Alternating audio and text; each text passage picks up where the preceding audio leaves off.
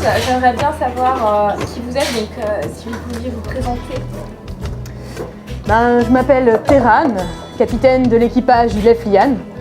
Les gens aiment à dire que nous sommes des pirates. Alors, pirates, c'est plus un état d'esprit, une façon de vivre qu'on assume entièrement, faut le dire. Mais si on devait définir notre quotidien, une profession, un métier, on dirait plutôt qu'on est des commerçants à haut risque. Mais du coup, si vous êtes des pirates, vous venez d'Ivoire? Alors, ne nous confondez pas avec ces marins de seconde zone, s'il vous plaît. Ces péteux qui sont plus à l'attention de la dorure sur leur frégate qu'à l'efficacité de leur bâtiment. Je suis fergusienne de naissance, de Nuuk exactement, la plus grande ville d'Al-Kota. Vous avez des parents là-bas, de la famille Non, je suis orpheline comme une bonne majorité de la population parce que disons que c'est un peu une zone d'étape avec pas mal de maisons de loisirs et que les dames qui y travaillent ne peuvent s'encombrer des enfants qu'elles peuvent avoir. Donc on a tendance à les jeter dans les rues. Est-ce que vous pourriez me raconter un peu plus votre histoire? Bon, je sais pas si mon histoire est vraiment intéressante. Donc je suis orpheline, Nuuk, les orphelins là-bas ont tendance à soit mourir, soit à être raflés pour la vente, ou comme moi ça a été le cas, on se rassemble en groupe d'orphelins dans les rues de Nuuk. Donc on fait appel à nous pour diverses compétences qui sont, disons, adaptées aux petits doigts lest discrets des enfants. Donc dérober quelques bourses, filer quelques personnes ou quelques, disons, objectifs définitifs suivant la cible. On va sans s'étaler dessus.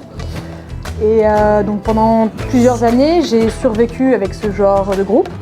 Puis un jour, je me suis dit que ce rocher était peut-être, disons, aventureux, mais que j'aimerais bien voir le monde, comme beaucoup de Fergusiens voient les bateaux aller et venir. Donc je me suis engagée en tant que mousse, dans l'équipage de la capitaine Avilda d'ailleurs, qui était pareil, commerçant au risque, avec une réputation qui était la sienne, on va dire. Je fais plusieurs mois à son bord en tant que mousse, donc à Récuré, Pont Supérieur et Cale. C'est pas très impressionnant, mais ça reste une aventure plus diversifiée que les quais et les rues de Nuuk. Et du coup, à un moment, j'ai été lors d'une mission à terre en Losambillet, au royaume des elfes sylvains, joyeusement laissée pour morte, sur une mission qui ne s'est pas passée comme prévu. Heureusement, j'ai réussi à me relever et à partir rapidement parce que sur un terrain en conflit entre Brocéliande qui n'apprécie pas les Fergusiens et les elfes qui n'appréciaient pas tout intrus dans cette zone-là, la forêt d'Epon, je suis rapidement partie. J'ai réussi à rejoindre Férul pour être embauchée à d'autres travails de marin sur plusieurs bateaux et finalement rejoindre la patrie mère de Fergus à un autre moment pour commencer peut-être une entreprise un peu plus personnelle. Et j'adore les Québec fergusiens avec leurs factures un peu rustres mais solides.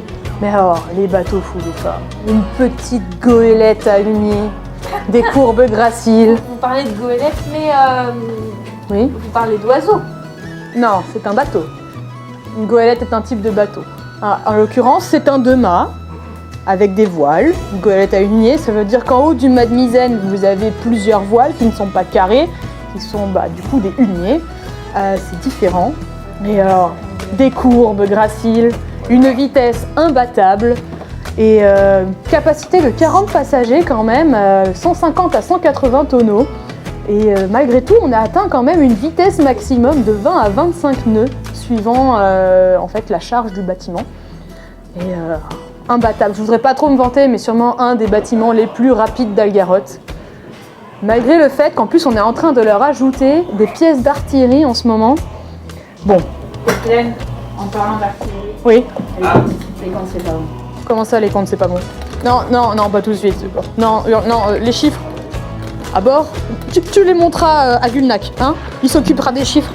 C'est pas parce que vous ignorez le problème qu'il va falloir les... Tiens, paye-toi une bière, ça ira mieux. Toujours aussi souriante. C'est notre charpentière. Mais bon, donc des pièces d'artillerie d'origine fergusienne, Exor, de vraie beauté. Il faut savoir pouvoir se défendre sur l'océan de Philan.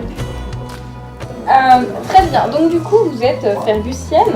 Alors vous disiez tout à l'heure qu'avec Ivoire c'était pas vraiment ça quoi. Enfin, pour moi c'est la même chose, vous êtes que des pirates, mais du coup qu'est-ce qui fait un bon fergusien? Alors déjà ne pas être ivoirien, clairement. On n'aime pas trop ces gens-là, c'est plus des péteux que des marins. Enfin bon. Un bon fergusien. Alors déjà on va dire sa bonne réputation. Alors, tout le monde va dire oui, les Fergusiens, c'est des forbans, des pirates, des criminels, tout ce qu'on veut. Ça nous vient surtout de notre vieille histoire. On dit qu'avant, Fergus, c'était la prison d'un ancien royaume. Je sais plus, Arlis, Alice. Vous voulez parler des Irlis?